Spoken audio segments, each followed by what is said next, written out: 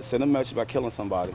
And he's hearing about injuries, but guess what? If ain't nobody's dead, he's coming back. This man is talking about the gunman behind 2 shootings in his neighborhood.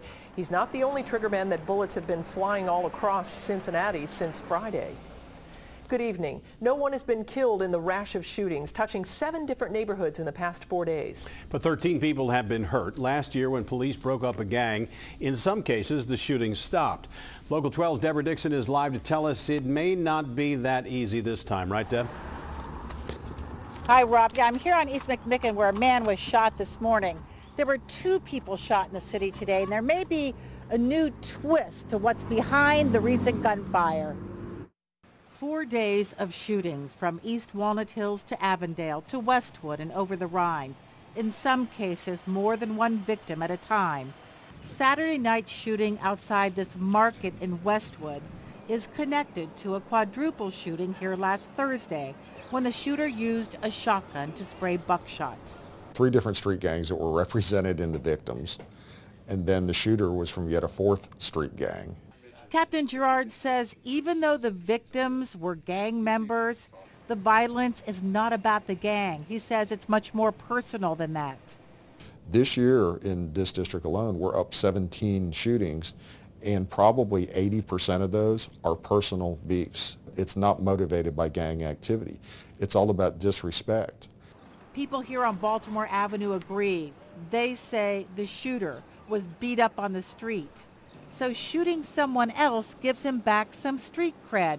The fear is someone's going to be killed. They carry guns instead of carrying education. You know what I mean? Instead of talking down the situation, they'd just rather do it with gunfire. Mitchell Morris goes to shooting scenes. He's with the Works program. It helps men get a fresh start, including a job. He says with self-respect, street cred isn't so important. If you care about yourself, you're gonna turn your back, you're gonna shake somebody's hand and maybe say we could talk about it later, whatever. And then I promise you, once you go home and get some sleep and think about that and live to see another day, yeah, you're gonna feel a lot better. Police say it's hard to prevent personal disputes that can erupt spontaneously, such as a triple shooting in an Avondale club Saturday night. Witnesses heard somebody say, "I'm not fighting with you," right before gunfire rings out. And then we've got 3 people shot. All non-life-threatening wounds, but nobody admits to being part of the original dispute. Yeah, Rob, Colonel Whalen talks about how when it's so personal, sometimes they're reluctant to cooperate with police. But listen to this. This was Lower Price Hill on Friday night. This is an investigation report. And some man was shot. He was shot in the right rear thigh. He refused to cooperate, and then he didn't want medical attention.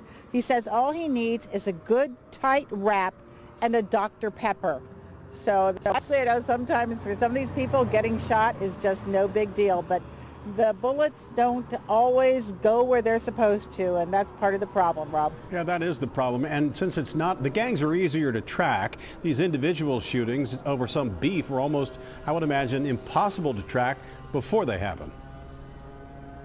You're exactly right. With the initiative to reduce violence, they would find out about the gangs that were disputing with each other, and then they would have break them up and the shootings would stop. But they are monitoring social media to try and find out who's got a beef with somebody else, because they are still in a gang. They're just not acting on behalf of the gang, Rob. All right, Deb, thanks very much. Even though shootings are up over this same time last year, in Cincinnati, homicides in total are down by 30%.